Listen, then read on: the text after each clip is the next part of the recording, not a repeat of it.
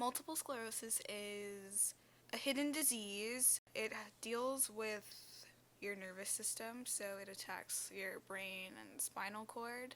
When I was first diagnosed, it was a surprise to me just because I was in the hospital a few months before, and the way they made it seem was that I would be fine. I didn't cry when I was at the neurologist. I cried later when I got home. When Jerry got there, I was just, not really knowing what was going on and trying to adjust to this new lifestyle was kind of crazy just because everyone was telling me, no, you'll be fine, it's nothing, we'll pray.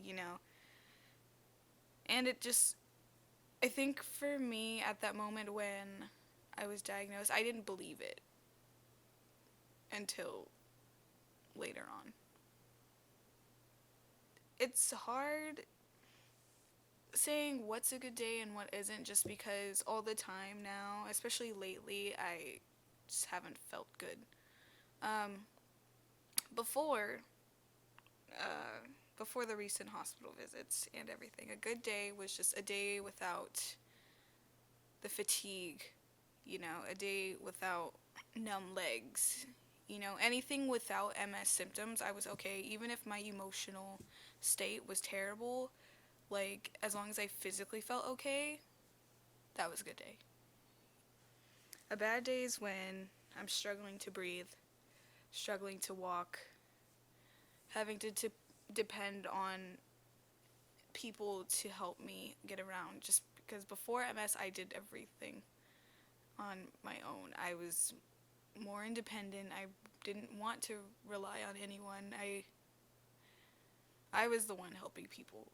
And it sucks because, like, when I am down and having flare-ups, it's hard because I see everyone putting their lives on hold, so that just makes me feel even worse, and that causes a bad day for me, seeing everyone else struggle because of my struggle.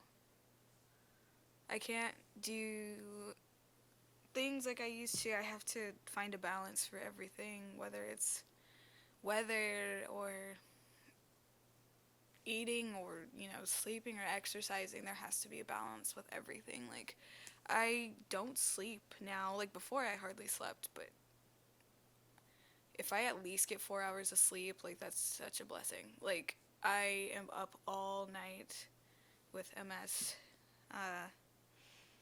It's hard because I have limitations on how active I can get. When I go out, I have to make sure if it's a medication, I either get home by the time I do my medication, or I have my medication there, or someone who's willing to stick me with a needle, out in public. I don't know, it's a lot has changed just because I see how some people, like, treat me like I'm fragile, and that's one thing I really didn't want, but, like, I kind of expected. One thing that's changed is if I'm out now and I need a walker or a wheelchair or my cane, and just seeing the way people look at me, that's something that I'm noticing a lot more than I did before, and that's something that's definitely changed for me. Yeah. Okay, so what I'm scared of with MS, gosh, I'm already tearing up. I don't want to talk about this one. One of the biggest things I'm scared of is just because I've experienced some things. I'm scared of losing my memory and forgetting those who I care deeply about.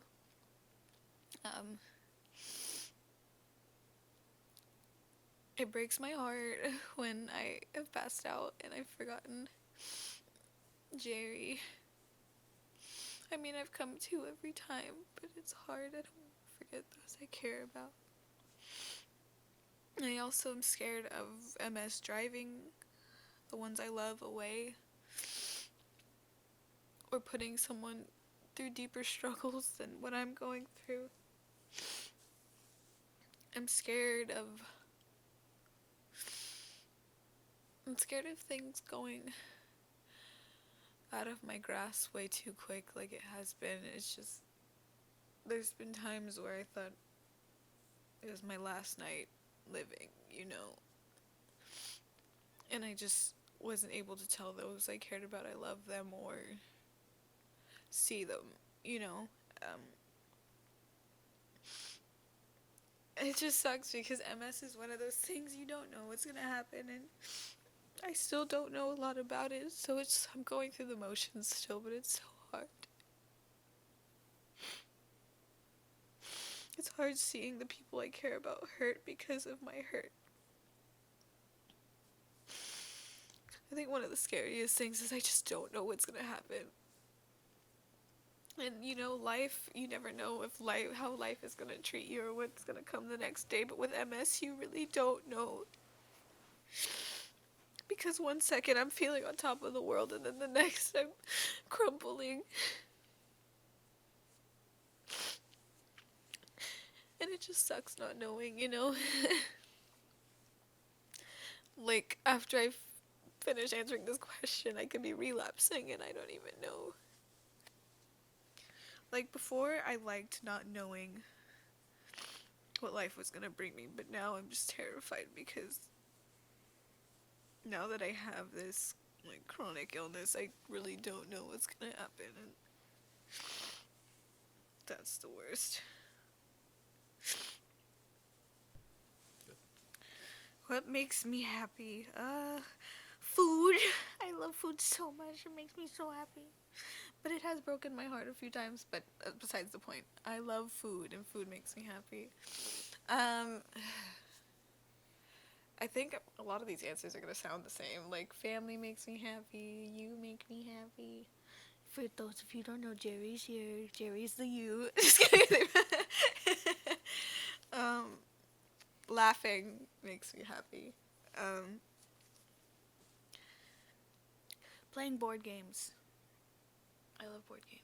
Those make me happy. I think, and hanging out with friends, I love being around, it's crazy because I say I'm not a people person, but I love hanging around with people, I think it's just certain people I'm not a people person around. But you know what, that's totally different now, because when I meet new people, I'm always like, hey, how you doing? I'm Brianna. Brado makes me happy. That's my brother.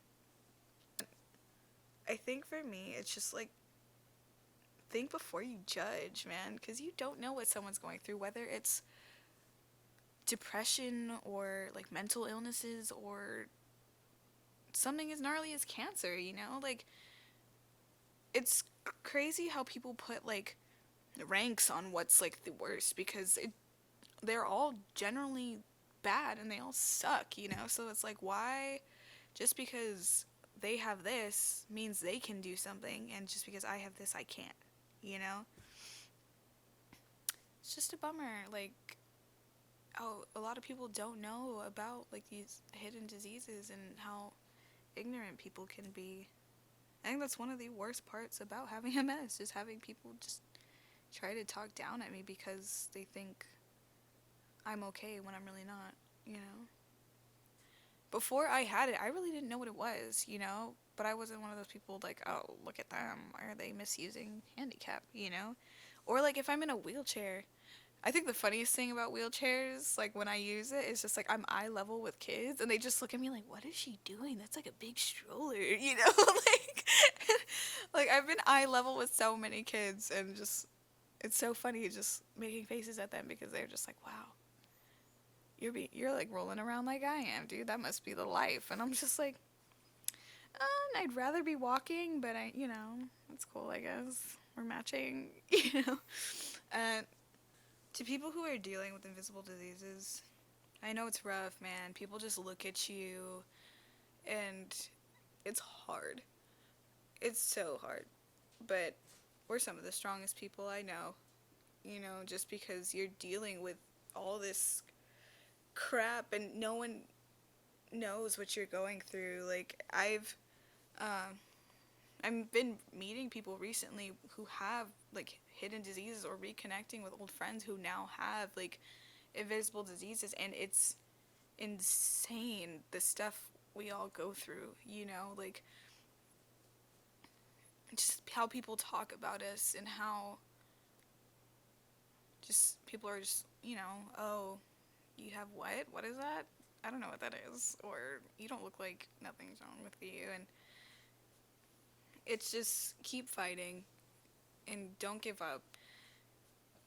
I want to thank my parents, both brothers, Jerry, Mariela Noemi Guerra Rios Reyes, Jess, Mateo, Stephanie Navarro, Dr. Peters, Dr. Nanavati, my grandparents, aunts and uncles. And I have many other friends out there, but it's going to be too long to say. But thank you, everyone, for just being there for me and being my, like, crazy support system and standing behind, not even behind, standing with me with everything I'm going through and continuing to be there and be my rocks and my motivation and my inspiration to keep on striving and keep on living. And yeah, thank you, because without you guys I wouldn't be able to do this. I'm Brianna Rose and I have multiple sclerosis.